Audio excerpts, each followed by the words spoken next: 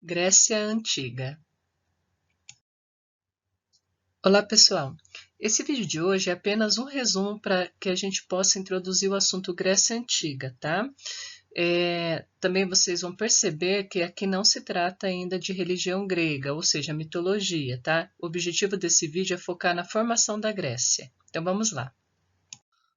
Os povos que viveram na Grécia Antiga deixaram muitas heranças para a nossa civilização até os dias de hoje. Por isso que é tão importante seu estudo. Entre as heranças gregas, nós temos o teatro.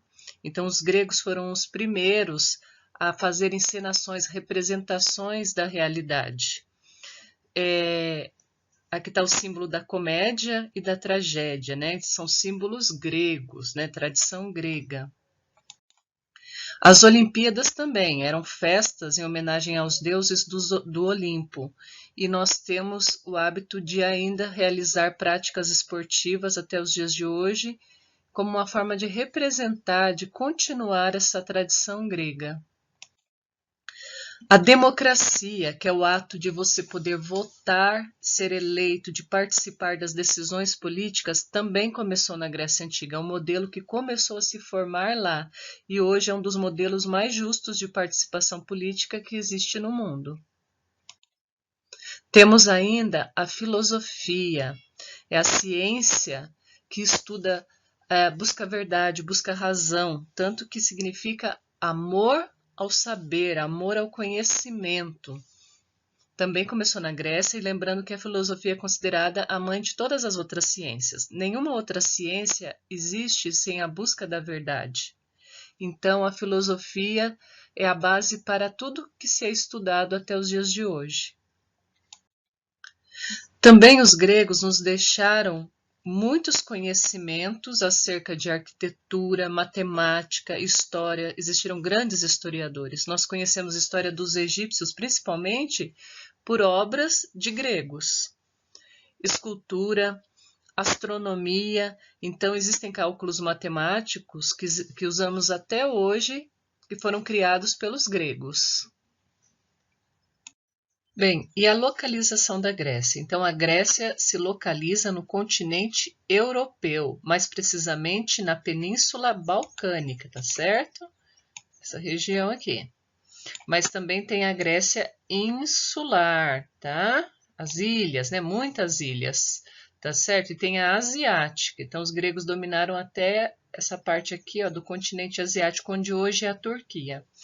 Enfim, essa é a localização da Grécia, lembrando que a civilização grega mesmo começou aqui na ilha de Creta, a primeira civilização grega foi aqui.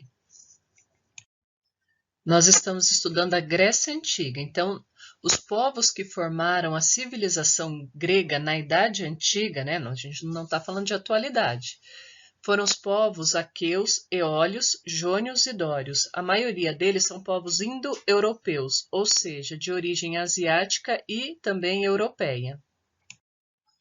A história da Grécia Antiga também é dividida em períodos. Nós temos o período pré-homérico, que se inicia em 2000 a.C., depois nós temos o período homérico, período arcaico, período clássico e período helenístico.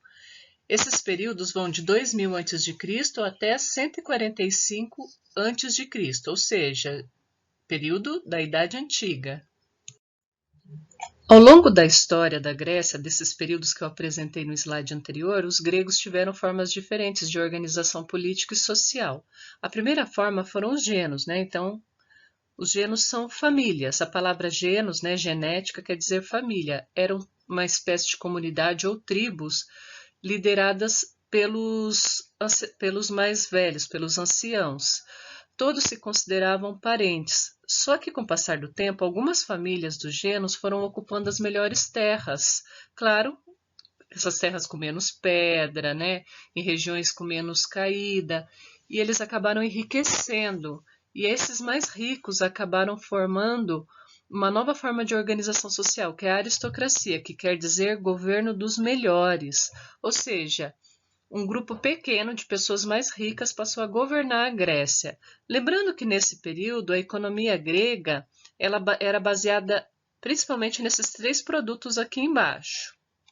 A plantação de uva para fabricar o vinho, Os gregos exportavam vinho para outros povos, era uma das moedas de troca, produziam azeite de oliva, então eles plantavam oliveiras, que é o pé da azeitona, e já vendiam o azeite, pronto.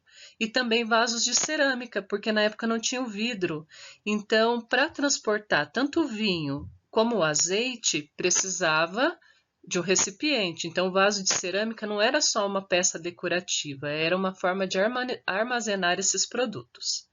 Bom, à medida que a população grega foi crescendo, foram surgindo também as cidades, que os gregos chamavam de polis. Eu vou falar dela mais à frente, tá?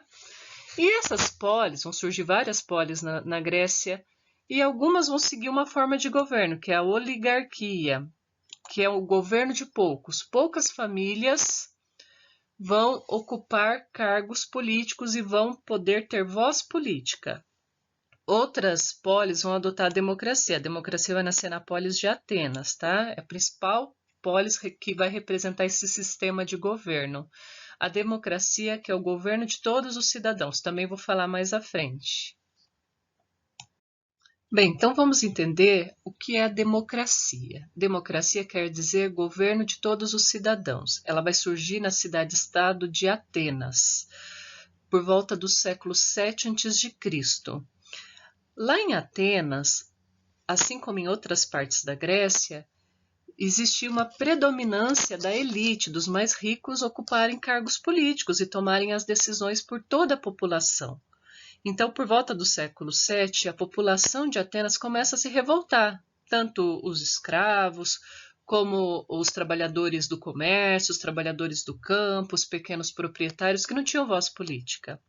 E junto com essas revoltas, com essas rebeliões, vão surgir também governantes, tá? Legisladores que vão reformar as leis e vão introduzir essa forma de governo, a democracia, governo de todos os cidadãos. Então, a partir daí, quem era cidadão podia participar da política. Só que aí tem uma questão, nem todo mundo era cidadão. Naquela época, na Idade Antiga, por exemplo, mulher ainda não tinha voz ativa, não podia participar da política. Então, cidadão era apenas homem, adulto e nascido naquela cidade-estado, no caso, né, lá onde surgiu, em Atenas. Ou seja, estrangeiro, escravo, não tinha o direito de votar também, nem mulher, certo? Ainda sobre a democracia, tem um fato curioso. As decisões políticas passaram a ser tomadas em praça pública. Toda vez que se votar uma questão importante, como em que gastar o dinheiro da cidade, se constrói uma muralha para proteção, se fabrica mais barcos, era tomada na praça pública, tá certo? Tinha uma votação levantando o braço. Quem é a favor, quem não é? E se fosse um assunto mais delicado, era por meio do ostracismo, né? Eles escreviam, geralmente em pedaços de ostra, se aprovavam ou não aquilo, colocavam num vaso e depois contavam esses vasos. Aliás, esses votos. Esse local público os gregos chamavam de ágora. Ágora é a praça pública onde se tomam as decisões políticas. É claro que hoje, o modelo, quando a gente fala em democracia no Brasil, em qualquer outro país do mundo na atualidade, esse modelo foi sendo aperfeiçoado ao longo do tempo, tá certo? Então, hoje no nosso país, mulher vota, tá certo? A participação ela é mais ampla, tá certo? Então, vamos seguir. Bem, afinal, o que eram as polis? Eu creio que vocês entenderam que eram cidades, mas na verdade era algo a mais do que cidades. Uma polis era como se fosse um paizinho independente. Então, na Idade Antiga não existia o país Grécia. A Grécia ela era dividida em polis, ou seja, em cidades e estados, cidades independentes uma das outras. Cada cidade tinha o seu governo, as suas leis, mas afinal, então por que a gente fala Grécia Antiga? Porque todas as polis tinham algumas coisas em comuns entre elas, que era a religião, a cultura, tá certo? A língua. Então, o que era diferente era a parte administrativa, as leis, as regras, o governo. Porém, muitas vezes elas até entraram em guerra. Então, assim, tenho a língua em comum, a cultura, mas não quer dizer que somos amigos o tempo inteiro. Bom, entre as polis mais famosas da Grécia, nós temos Atenas e Esparta, tá certo? Atenas ela é conhecida por ser a polis da democracia, onde surgiu esse sistema de governo muito avançado, tanto que ele é modelo até os dias de hoje, muito importante para a gente, tá certo?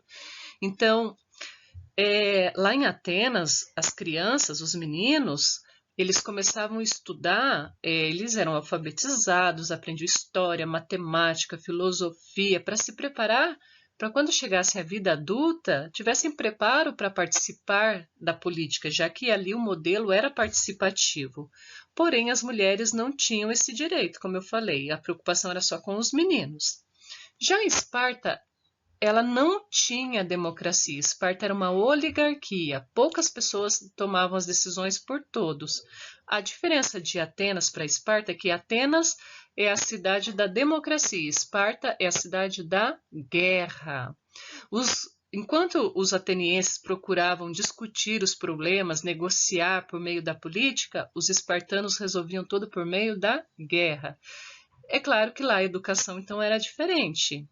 Os meninos, desde muito pequeno, eram preparados para serem guerreiros, tá certo? Treinados desde pequenos.